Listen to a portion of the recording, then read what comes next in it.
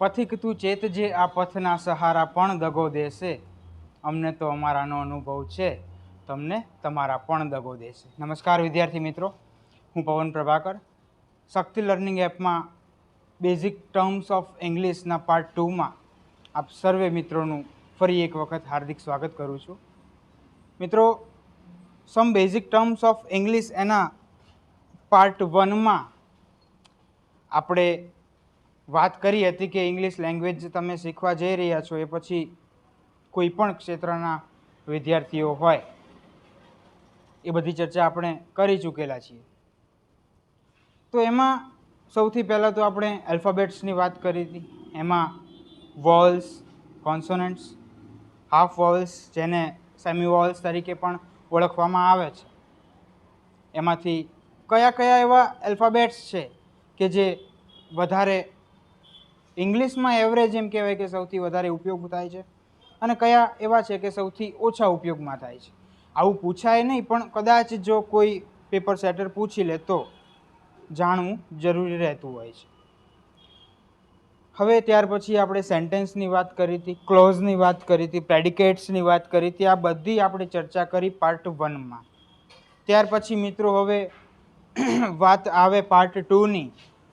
તો સમ basic terms of English એના I think લગભગ 4 કે 5 પાર્ટ્સ એટલે કે એટલા વિડીયોઝ બનશે, જે તમારે કંઈ એક્ઝામ રિલેટેડ તો એમાંથી કંઈ પૂછાઈ શકે નહીં, પણ તમારો જે આખો હોલ સિલેબસ છે ઇંગ્લિશ ગ્રામરનો, એ પછી તમે કોઈ પણ ફિલ્ડમાં હોય, ક્લાસ 3 જનરલ કોમ્પિટિટિવ એક્ઝામની પ્રિપેરેશન કરતા હોય કે કોઈ મેઇન્સની આન્સર રાઇટિંગ માટે થઈને અહીંયા આવેલું હોય, તો એ બધાને આ ઉપયોગી નીવડશે. પણ એના માટે તમારે પહેલાં જે છે આ બેઝિક જરૂરી છે જાણવું.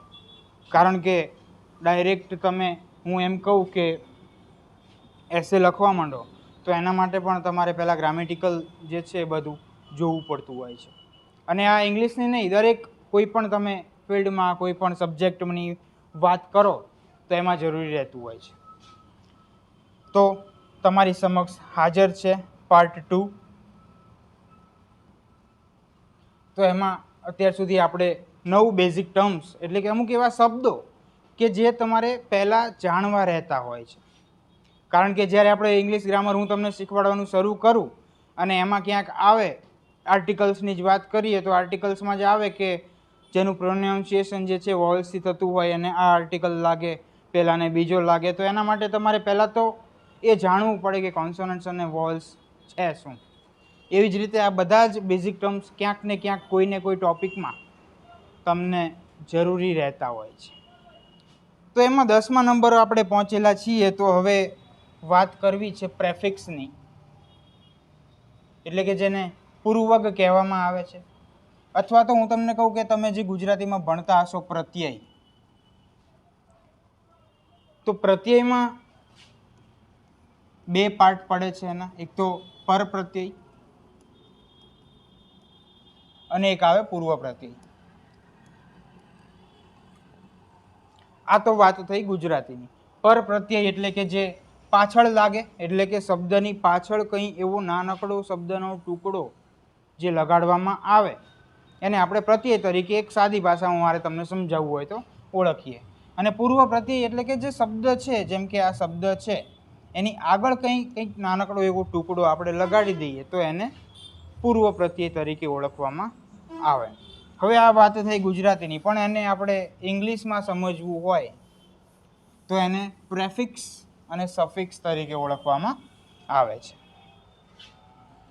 તો પહેલાં તો પ્રેફિક્સની વાત કરીએ તો કોઈ શબ્દની પહેલાં અથવા તો આગળ લાગતા પ્રત્યયને પ્રેફિક્સ કહેવાય. પ્રત્યયનો અર્થ જ એવો થાય કે જે કોઈ શબ્દની પાછળ અથવા આગળ લગાડવામાં આવે. જો આગળ લગાડાતું હોય તો એને કહેવાય છે પ્રેફિક્સ, અને પાછળ લગાડાય તો એને કહેવાય સફિક્સ. હવે એમાં કઈ રીતે એક્ઝામ્પલ આપણે જોવાય તો અહીંયા તમે જુઓ, આ પોસિબલ અને આ આગળ IM લાગેલું જે છે, હું અહીંયા તમને અલગ પાડીને બતાવું.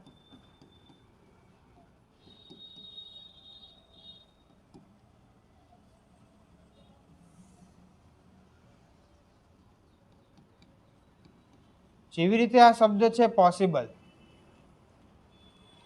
જેનો અર્થ થાય શક્યતા હોવી, બરાબર,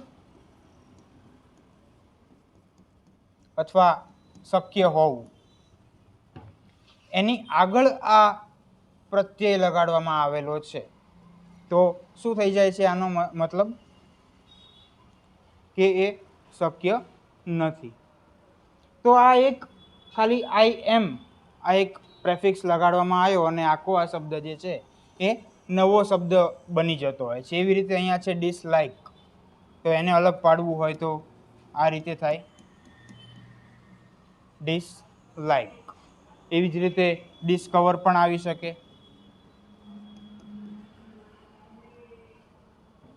કવર એટલે બંધ રાખવું, એને ખોલવું એટલે થાય ડિસ્કવર, બરાબર. આ તમે કોઈ એમ કહેવાય કે નવી શોધ થઈ હોય તો આપણે કેવું હોય કે આ ડિસ્કવર કરવામાં આવેલું છે. આ રીતે એના અર્થ નીકળતા હોય છે. એવી જ રીતે છે એમ્પાવર, તો અહીંયા તમે જુઓ ડિસ લાગેલું છે, ડિસ લાગેલું છે. એવી રીતે આ બંને શબ્દ અલગ પડે, જેમાં આ એક વર્ડ છે અને આને કહેવામાં આવે છે પ્રેફિક્સ. તો આ જ્યારે જ્યારે પણ આપણે કંઈક નાઉનના અલગ અલગ ફોર્મ્સ બનાવવા હોય ત્યારે આ જરૂરી રહેતું હોય છે. હવે કદાચ આમાંથી પણ ક્વેશ્ચન આવી જાય તો કઈ ટાઈપના આવે, તો એનો પણ તમારી સમક્ષ એક ક્વેશ્ચન મેં અહીંયા મૂકેલો છે કે રેગ્યુલર શબ્દને કયો પ્રેફિક્સ લાગે. રેગ્યુલર શબ્દ જે છે એટલે કે નિયમિત, તો એને કયો શબ્દ લાગે, એટલે કે એને કયો પ્રેફિક્સ લાગે. અહીંયા જે છે પ્રેફિક્સ લખેલું છે એટલે કે આની આગળ કયો પ્રત્યય લાગે. તો અહીંયા આપેલા છે I Y, I R, I N અને H double O D, hood. તો તમને ખ્યાલ હોય તો અહીંયા જે છે ઇરરેગ્યુલર આ રીતનો આપણે જે છે શબ્દ લખતા હોઈએ છીએ, કારણ કે પ્રેફિક્સ આવી જાય એટલે અહીંયા જે છે કેપિટલ લેટર રહેતો નથી. પછી એક બીજો શબ્દ છે લીગલ. આમાં ઘણા મિત્રો ભૂલ કરતા હોય છે, અનલીગલ, ઇનલીગલ ને આવું બધું બોલતા હોય છે. તો આમાં પણ જે છે પ્રેફિક્સ લાગે છે ઇનલીગલ. તો આવા પણ પ્રશ્નો કદાચ પૂછાઈ જાય તો આવડવું જોઈએ. તો આ વાત થઈ પ્રેફિક્સની. હવે ત્યાર પછી આવે છે સફિક્સ, જે આપણે વાત કરી કે પ્રત્યય બે પ્રકારના હોય, આગળ લાગે તો પ્રેફિક્સ, પાછળ લાગે તો સફિક્સ. તો એ જ વાત છે. હવે એને ગુજરાતીમાં આપણે કહેવું હોય તો અનુગ તરીકે ઓળખાય, અથવા મેં તમને હમણાં કીધું કે જે પર પ્રત્યય તરીકે આપણે ઓળખીએ, એટલે કે પાછળ પ્રત્યય લગાડવામાં આવે. તો કઈ રીતે એને ઓળખીશું? કોઈ શબ્દની પાછળ અથવા તો પછી લાગતા પ્રત્યયને શું કહેવાય છે? સફિક્સ કહેવામાં આવે છે. હવે કદાચ ઘણા વિદ્યાર્થીઓને એવું પણ કન્ફ્યુઝન થતું હોય કે ચલો બે શબ્દ સરખા નામ આવ્યા, શબ્દો આવ્યા, તો યાદ કેવી રીતે રાખવું? તો અહીંયા છે પ્રેફિક્સ. હવે તમે કોઈ પણ એવા શબ્દ જોતા હશો કે જે પહેલા કરવામાં આવે એમાં આપણે પ્રી લગાડતા હોઈએ છીએ, બરાબર. એમાં ઘણી બધી જગ્યાએ તમે જોયેલું હશે, જેમ કે પ્રિપેરેશન છે. પ્રિપેરેશન એ નાઉન થાય પણ એનું જે બનાવવું હોય તો પ્રિપેર બને છે. તો અહીંયા આનો પણ અર્થ એવો થાય કે પહેલાંથી તમારે તૈયાર રહેવું. જ્યાં પણ કંઈક પહેલાં કરવાની વાત આવે ત્યાં પ્રી લાગતું હોય છે. તમે પ્રી વેડિંગ, પ્રી એન્ગેજમેન્ટ એવું પણ સાંભળેલું હશે, બરાબર. તો આ બધું જે છે પહેલાં કરવામાં આવે એટલે એને પ્રી લગાડવામાં આવે. તો એ રીતે તમે યાદ રાખી શકો કે જે આગળ લગાડવામાં આવે એમાં પી લાગે, બરાબર, અને જે પાછળ આવે એમાં સફિક્સ. એક યાદ રહી જાય એટલે બીજું આપોઆપ યાદ આવી જ જાય. તો આ એક શોર્ટ ટ્રીક આપી તમને. હવે અહીંયા એક્ઝામ્પલ મૂકવામાં આવેલા છે કયા કયા રીતના સફિક્સ હોય, બરાબર. તો 3 આપેલા છે. એક તો લીકેજ છે, થોડા મોટા ફોન્ટમાં લખી દઉં. આ પ્રેફિક્સ અને સફિક્સ જ્યારે લાગે ત્યારે એ વર્ડ જે છે એનું આખું ફોર્મ બદલાઈ જતું હોય છે. જેમ કે અહીંયા લીક છે, ખાલી મારે એમ કહેવું હોય કે આ લીક, તો તમને ખ્યાલ છે કે એમ કહેવાય કે કંઈ વસ્તુ જે છે એ ઓવરફ્લો થતી હોય અથવા એમાંથી કંઈક છૂટી જતું હોય, બહાર નીકળતું હોય, એમાં આપણે લીક શબ્દ વાપરીએ છીએ. બરાબર. હવે આ લીકને મારે કહેવું હોય તો શું કહેવું? કારણ કે હજી આપણે પાર્ટ્સ ઓફ સ્પીચ ભણવાનું બાકી છે, છતાં તમને જો મારે જણાવવું હોય તો લીક એમાં આપણે ટુ લગાડીએ એટલે આ વર્બ ફોર્મ બને છે. પણ જ્યારે એને સફિક્સ કે પ્રેફિક્સ લગાડવામાં આવે તો એ નાઉન ફોર્મ બની જતું હોય છે. આ પ્રોપર એક નાઉન ફોર્મ બની જતું હોય છે. પણ આ બધી હજી આપણે પાર્ટ્સ ઓફ સ્પીચ જે નેક્સ્ટ ચેપ્ટર તમે જોશો એમાં વાત કરવાની છે. ત્યાર પછી છે હાર્ડશીપ. બરાબર. આ બધા શીપ, હુડ, આવા બધા સફિક્સ તરીકે આપણે ઓળખીએ છીએ. જેમ કે ફ્રેન્ડ હોય તો ફ્રેન્ડશીપ, રાઈટ. પછી ચાઇલ્ડહુડ, બ્રધરહુડ, આવા બધા તમે વર્ડ્સ સાંભળેલા હશે અને એ બધા જ શું છે તો નાઉન ફોર્મ છે. અહીંયા જ લખેલું છે બ્રધરહુડ.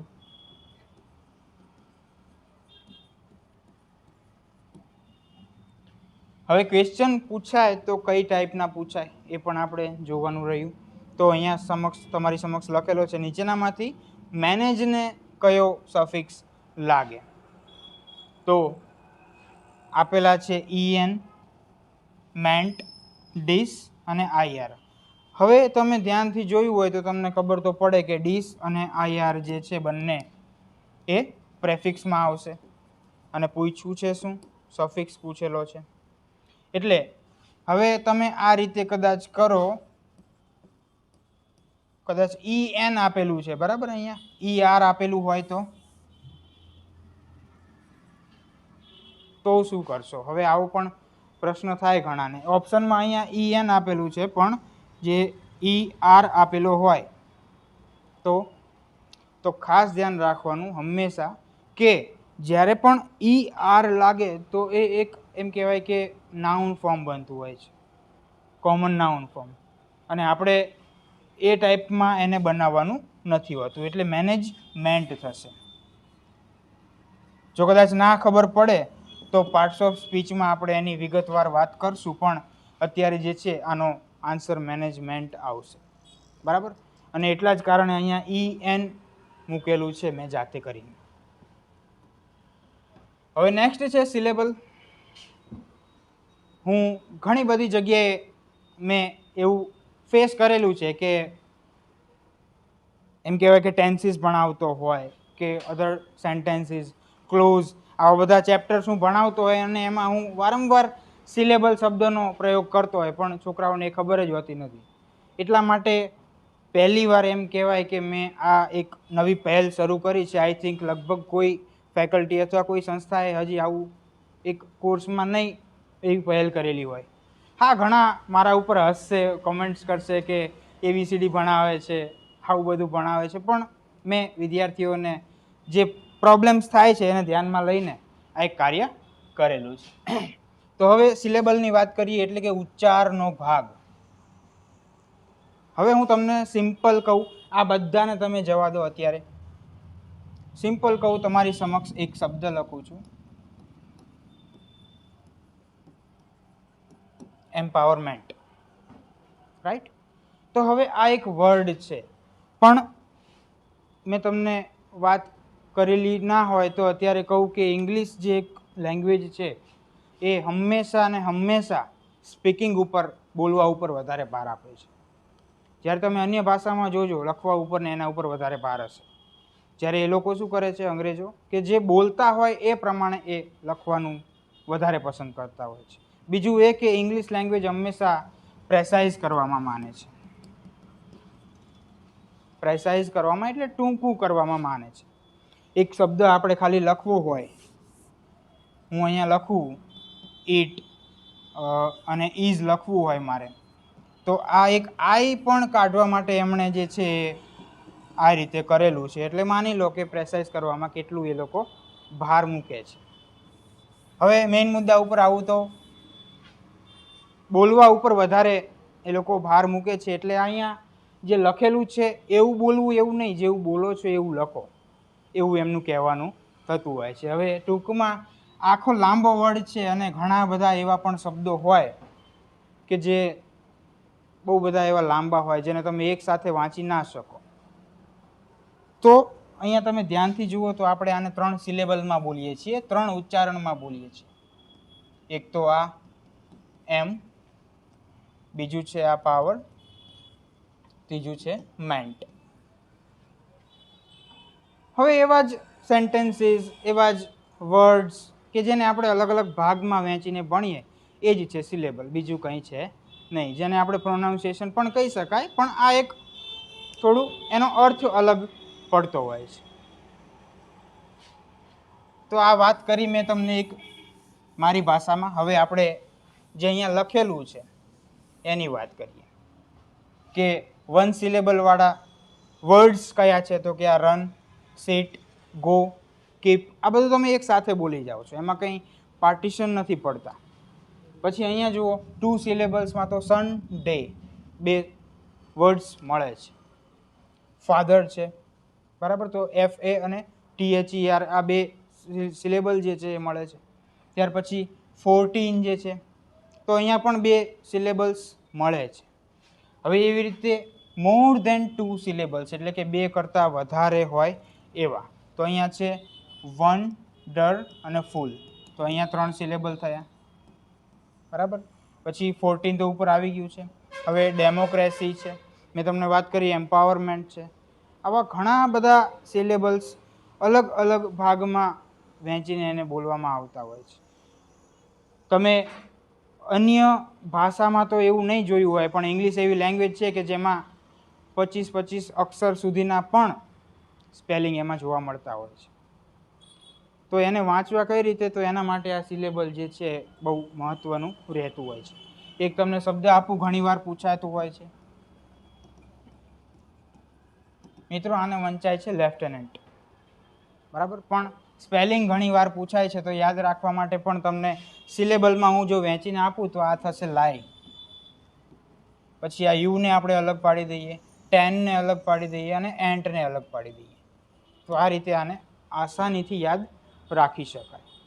મિત્રોને કન્ફ્યુઝન ક્યાં થતું હોય તો અહીંયા એ લખી નાખે, અહીંયા ઈ લખી નાખે, પણ એના માટે 10 એટલે 10, એન્ટ એટલે કીડી, આ બધું યાદ રાખી શકો છો. લાઈ એટલે ખોટું બોલવું, બરાબર, ખોટું બોલે છે કોણ, તો કે તું. કેટલી કીડી હતી, 10 કીડી હતી. આવું બધું તમે તમારી રીતે યાદ રાખી શકો છો. ત્યાર પછી આવે છે પ્રી મોડિફાયર. તો અહીંયા ડેફિનેશનમાં લખેલું છે કે નાઉનની પહેલાં આવી અને નાઉનના અર્થમાં વધારો કરે અથવા વૃદ્ધિ કરે તેને કહેવાય પ્રી મોડિફાયર. કેવી રીતે, તો જોઈએ. દે સોલ્ડ ધ કર્સ્ડ હાઉસ. હવે અહીંયા 2 શબ્દ છે, બરાબર, એક તો કર્સ્ડ અને હાઉસ. હાઉસ એટલે ઘર, તમને બધાને ખબર છે. કર્સ્ડ એટલે થાય શ્રાપિત, શ્રાપ આપેલો હોય કોઈએ એવું ઘર, એટલે કે દે સોલ્ડ ધ કર્સ્ડ હાઉસ, તેઓએ શ્રાપિત મકાન વેચી નાખ્યું.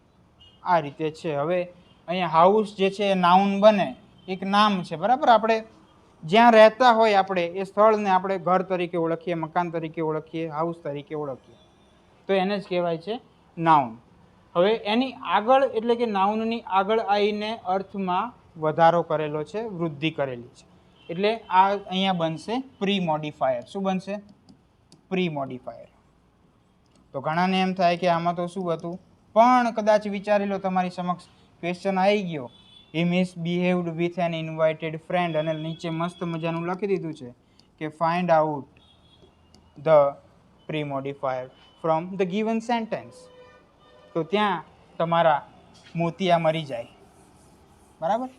એટલા માટે આ બધું જાણવું જરૂરી રહ્યું.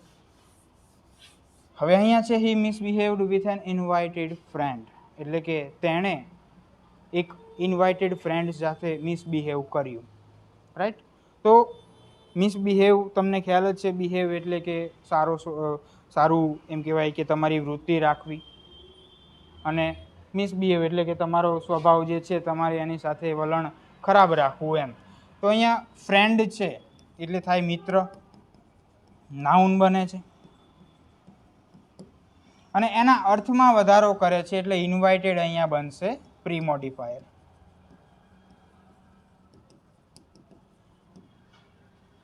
હવે આનું હું તમને કહું કે સિલેબલ અલગ કરો તો પ્રી બનશે, મોડિફાય બનશે અને ER બનશે. રાઈટ.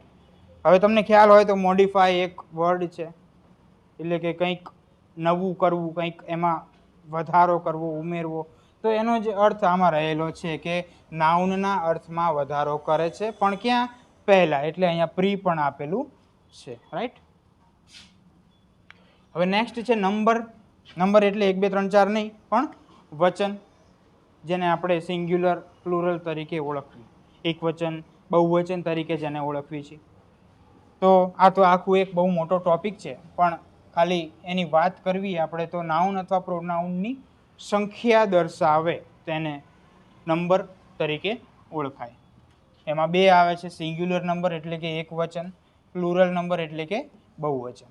આની આપણે આગળ વિગતવાર પાર્ટ્સ ઓફ સ્પીચના ચેપ્ટરમાં ચર્ચા કરીશું. ત્યાર પછી આવે છે ધ કેસ એટલે કે વિભક્તિ, જે તમે ગુજરાતીમાં ભણો છો, કર્તા વિભક્તિ, કર્મ વિભક્તિ, આ બધું એ જ આમાં આવે છે ધ કેસ તરીકે. તો વાક્યમાં રહેલા કર્તા અથવા કર્મ વગેરેનો યોગ્ય સંબંધ અને સ્થાન જે છે એ નક્કી કરે તેને કેસ કહેવાય. હવે આપણે જ્યારે પાર્ટ્સ ઓફ સ્પીચમાં noun, pronoun, verb, adjective, conjunction, preposition, interjection આ બધું જોઈ લઈએ. પછી એની વિગતવાર જ્યારે વાત કરીએ તો એમાં નાઉનમાં એના પાર્ટ્સ આવશે. પાર્ટ્સ પછી આપણે જઈશું સિંગ્યુલર પ્લુરલ એટલે કે નંબરમાં. નંબર પછી આપણે જઈશું ધ કેસમાં, અને પછી ધ જેન્ડર આવશે. તો ખાલી અત્યારે આપણે શું જાણીએ છીએ કે આ જે છે આ માયા એ છે શું. ઓકે. એટલે તમારે એમ નહીં સમજવાનું કે સાહેબે તો વિભક્તિ ને સિંગ્યુલર પ્લુરલ ને બધું એક જ પહેલામાં ચલાવી દીધું છે. હજી આ એમ કહેવાય કે તમારો પાયો છે. હવે ટૂંકમાં એની વાત કરી લઈએ તો એક આવે છે કર્તા વિભક્તિ, સબ્જેક્ટિવ કેસ, અને આવે છે કર્મ વિભક્તિ, ઓબ્જેક્ટિવ કેસ. સબ્જેક્ટને કર્તા કહેવાય, તમને ખ્યાલ ના હોય તો કહી દઉં. તો ઘણા છે વિડીયો બંધ કરી દેશે કે આ સાહેબ તો ગપ્પા મારે છે, ખોટો કોર્સ લઈ લીધો. પણ ઇંગ્લિશમાં એને કર્તા કહેવાય. બાકી તમે મેથ્સને સબ્જેક્ટ કહો તો એમાં હું કંઈ વાંધો ઉઠાવીશ નહીં. પછી ઓબ્જેક્ટ જે છે એને કર્મ કહેવાય. બરાબર. જેમ કે અહીંયા લખેલું છે વિપુલ રાઇટ્સ અ લેટર ડેઇલી. તો આમાં કર્તા કોણ છે? તો વિપુલ છે. કેવી રીતે જાણી શકાય? તો એમાં જે છે એ હુ અથવા તો વોટ, આ બે પ્રશ્ન પૂછો એટલે તમને કર્તા મળે. અહીંયા તમે એક તો વિપુલ કર્તા મળશે, અને શું લખે છે? તો લેટર લખે છે. આ બંને અહીંયા શું થાય? સબ્જેક્ટ થાય. ક્લિયર? તો આ રીતની વાત છે.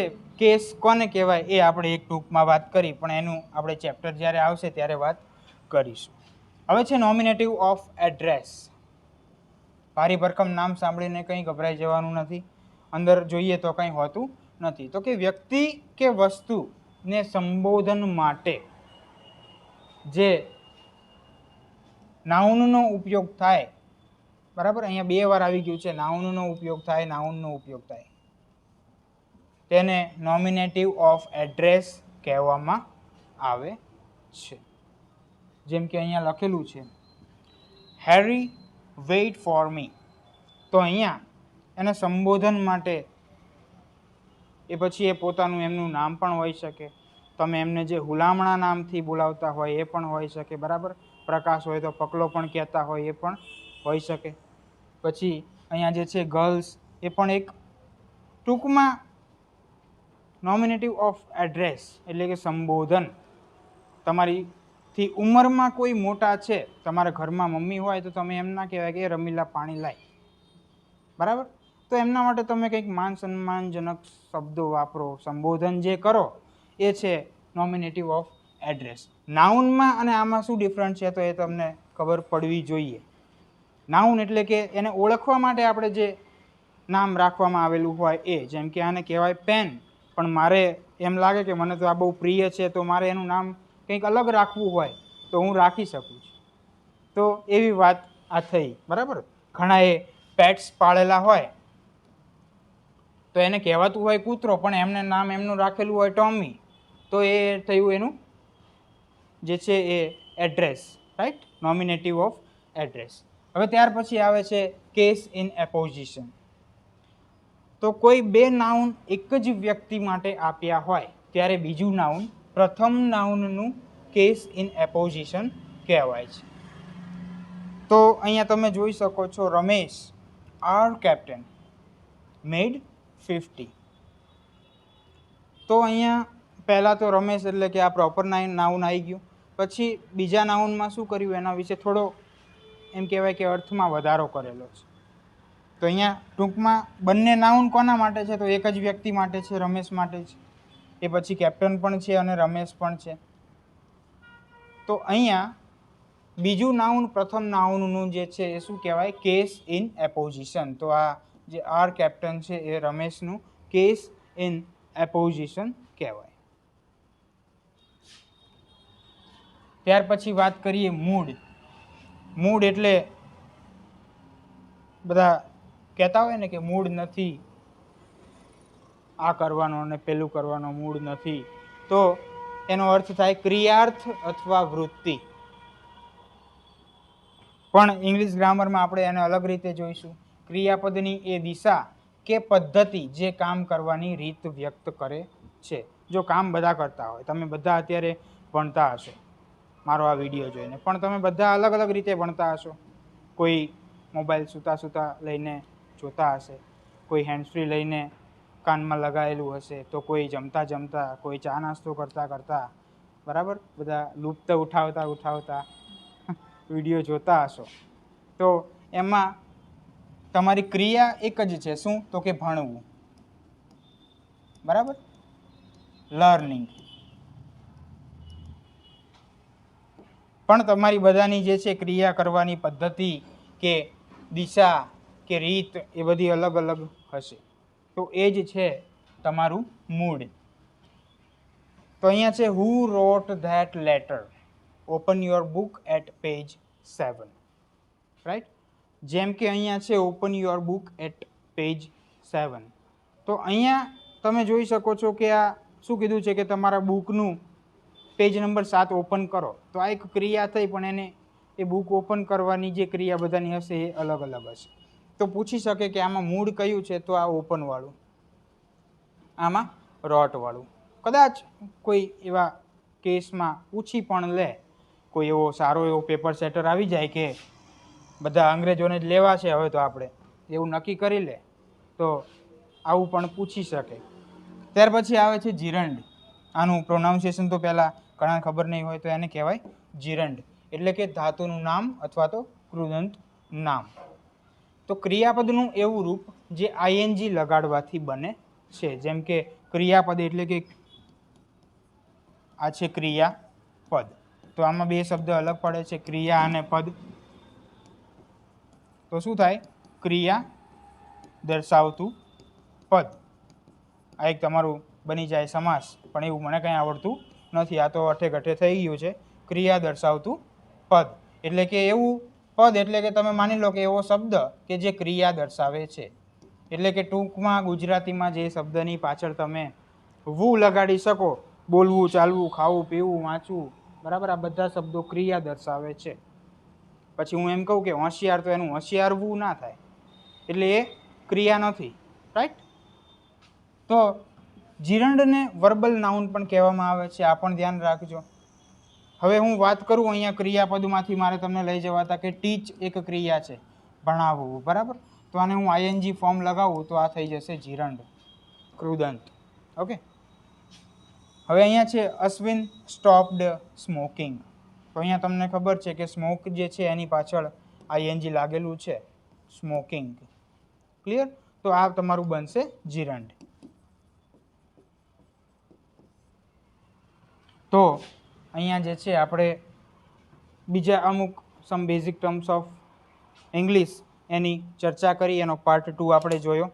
હવે પાર્ટ 3માં આપણે અન્ય જે ટર્મ્સ છે, અન્ય શબ્દો એવા છે કે જેના વિશેની માહિતી મેળવવાની છે, એની વાત કરશું. ત્યાં સુધી બન્યા રહો અમારી સાથે. Thanks for watching. જય હિન્દ.